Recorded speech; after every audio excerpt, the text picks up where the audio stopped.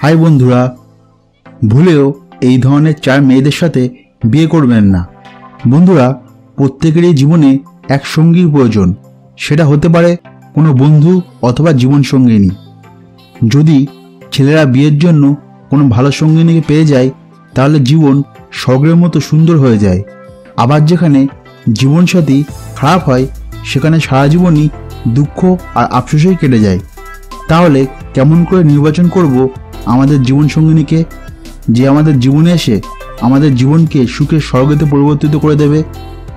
বন্ধুরা, আজ এই ভিডিওতে দেখাতে চলেছি এই 4 ধরনের নারীকে নিজের জীবন সঙ্গিনী করার কথা ভুলেও ভাববেন না, নাহলে আপনি সারা জীবনই আফসোস করেই কাটাবেন।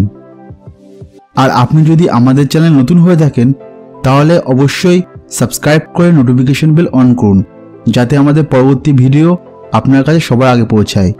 তো স্বাগতম আপনাকে সন্ধানের আর এক নতুন পর্বে।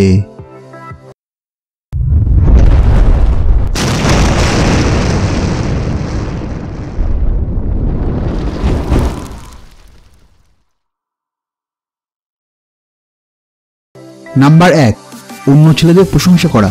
বন্ধুরা, যেসব মেয়েরা আপনার সামনেই অন্য ছেলেদের হ্যান্ডসাম আর স্মার্ট বলে অথবা আপনার সামনে থাকা অবস্থায় মনোযোগ অন্য ছেলেদের দিকে থাকে, তাদের থেকে যতটা পারবেন দূরেই থাকবেন। আর এরকম মেয়েদের নিজের জীবন সঙ্গিনী করার কথা ভুলেও ভাববেন না, কেননা এইসব মেয়েরা আপনাকে ঠকাতে 2 বার ভাববে না। তাই এই ধরনের মেয়েকে বিয়ে করলে আপনার জীবনে অনেক সমস্যার সৃষ্টি হতে পারে। সেই কারণে এই ধরনের মেয়েদের থেকে দূরে থাকাই মঙ্গল।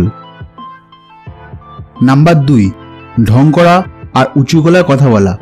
এইসব মেয়েদের থেকে দূরে থাকাই প্রয়োজন। যেসব মেয়েরা ঢং করে আর উঁচু আওয়াজে কথা বলে, কেননা বিয়ের পরে এরা কোনো জিনিসেই সন্তুষ্ট হয় না। যে কোনো জিনিস নিয়ে ঝগড়া করা, গন্ডগোল করা এদের অভ্যাস হয়ে যায়। এইসব মেয়েদের মন কখনো শান্ত থাকে না। অনেক সময় তো এরা স্বামী পুরুষত্বের উপরে প্রশ্ন তুলে দেয়। সেই কারণে এই ধরনের মেয়েদের থেকে সাবধান হওয়াই মঙ্গল। নাম্বার 3, বেশি খরচ করা মহিলা। যেসব মেয়েরা বেশি খরচ করে, যেমন শপিং করা, ঘুরতে যেতে বায়না করা, তাদের মন কখনোই সংসারে বসে না। বিয়ের পরে এসব মেয়েদের খরচ আরও বেশি বেড়ে যায়। আপনি যত ইনকাম করবেন না কেন, আপনি এদের আবদার কখনোই পূরণ করতে পারবেন না। সেই কারণে এই ধরনের মেয়েরা বিয়ের পর সংসারে সমস্যার এক মূল কারণ হয়ে দাঁড়ায়। সেই কারণে এদের থেকে দূরে থাকলেই আপনার মঙ্গলই হবে। নাম্বার 4, অলস নারী। যেসব মেয়েরা অলস হয় তারা কখনোই সংসার খুশি প্রদান করতে পারে না, কেননা এইসব মেয়েদের কাজ করা মোটেই পছন্দ হয় না। এরা না করে ঘরের রান্নাবান্না, না রাখে ঘরদোর পরিষ্কার।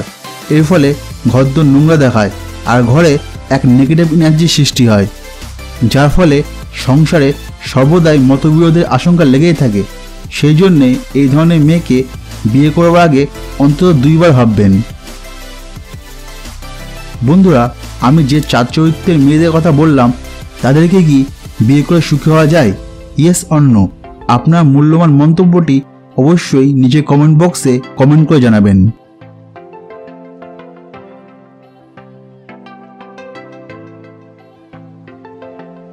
আজকের জন্য বন্ধুরা এ অবধি। আশা করি ভিডিওটি আপনার ভালো লেগেছে। ভালো লাগলে লাইক করতে, বন্ধুদের মধ্যে শেয়ার করতে ভুলবেন না।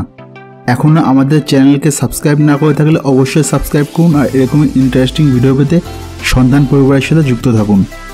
আবার দেখা হবে সন্ধানের আর এক নতুন পর্বে। ততক্ষণ সুস্থ থাকবেন। নমস্কার।